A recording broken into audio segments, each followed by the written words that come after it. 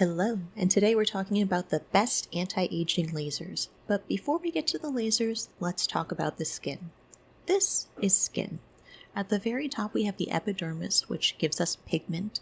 Below that the dermis, which is full of collagen and gives us strength. And below that the fat. Oftentimes people's most common concerns fall to pretty predictable levels of the skin.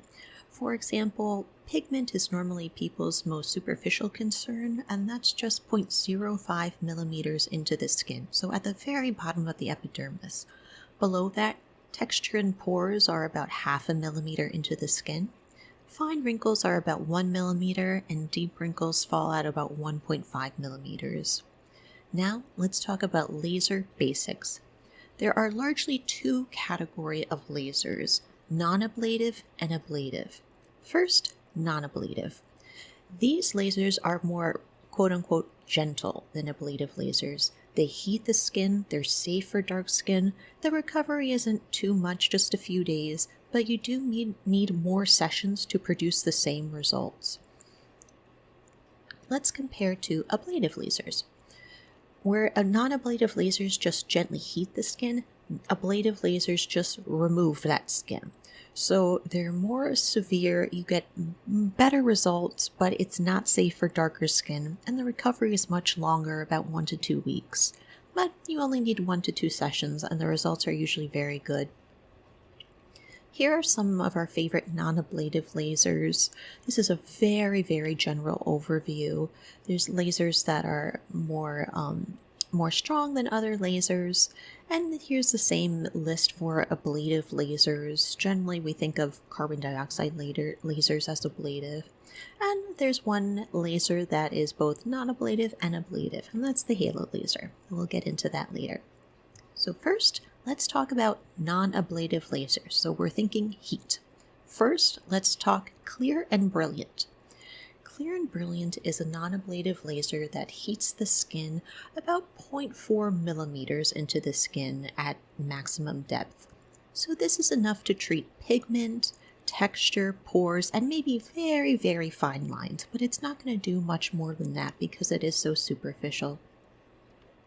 The clear and brilliant laser also has a Permia handpiece that is much more superficial. That has a fixed depth of 0.17 millimeters. So as we can see from this chart, that's really, really superficial. And that is good for pretty much pigment and melasma. It's not going to do much more than that. Permia stands for permeates because the purpose of the Permia laser is just for topicals to better permeate into the skin. So this is not claiming to get really deep wrinkles, it's just trying to permeate into the skin. Next, let's talk Fraxel Dual. So Fraxel Dual, as you might imagine, has two wavelengths. The first, 1550, goes a maximum of 1.4 millimeters into the skin, so that's pretty much as deep as we can get for facial skin, so it can cover a lot. The 1927 wavelength goes just 0.23 millimeters into the skin, so that we more think about pigment for the 1927 wavelength. Here we have the deeper wavelength. We can get deep wrinkles, we can get scars, you can do a lot with that wavelength. And the 1927, like we said, pigment, texture, pores, very, very fine lines, not much more than that. Next, the halo, and this is that laser that has both ablative and non-ablative features. So the ablative feature, which is the very, very top, it goes just 0.1 millimeter into the skin, so just enough to cover the epidermis. This will treat pigment, and it'll treat a bit of texture and pores as well. When you keep it so superficial, it's going to do a really good job at those, but not so much the deeper concerns. For the deeper concerns, we have the ablative wavelength, the non-ablative wavelength, which induces heat up to 0.7 millimeters into the skin. And this improves fine wrinkles, maybe some scars, but together they do a great job. Next, let's talk about LaseMD Ultra.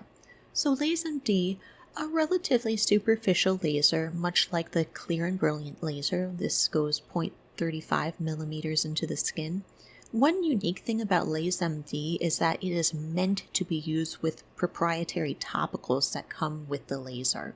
So again, much like the Clear and Brilliant Permia, it's looking to penetrate into the skin and get these topicals into the skin more easily.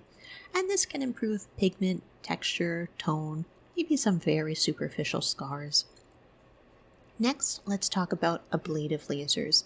Ablative lasers are mostly carbon dioxide lasers. Here's one for example. I chose the UltraPulse to talk about today. The UltraPulse is unique because it is so deep. It can go up to 4 millimeters into the skin, which is so deep. This is a good laser if you have really, really deep concerns, if you have a burn scar, if you have a really severe surgical scar. This would be the laser that you want just because it has the ability to go so deeply into the skin. So yeah, this is for our really deep scars. So let's compare the lasers that we've talked about based on their depth. So first, well, the UltraPulse, that is their deepest, 4 millimeters. No other laser is going to go that deep. Next, the Clear and Brilliant and Permia, relatively superficial. We can see the Fraxel goes much deeper than the Clear and Brilliant, up to 1.4 millimeters. The halo is about half the depth of the Fraxel, but it also has the ablative wavelength on top. And there's our LaseMD Ultra, again, very superficial, much like the Clear and Brilliant. Let's compare power. So power is basically how quote-unquote fast does the energy go into the skin, and we measure it in watts. And the point of comparing these is not so you know the exact wattage of every laser, but just to give you an idea of how strong these different lasers are. So first of all, the UltraPulse, that has a max power of 240 watts.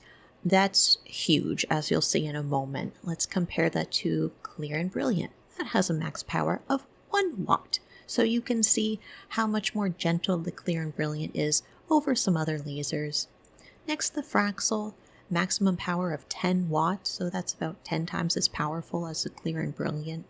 And next, LaseMD Ultra, that has a max power of 20 watts.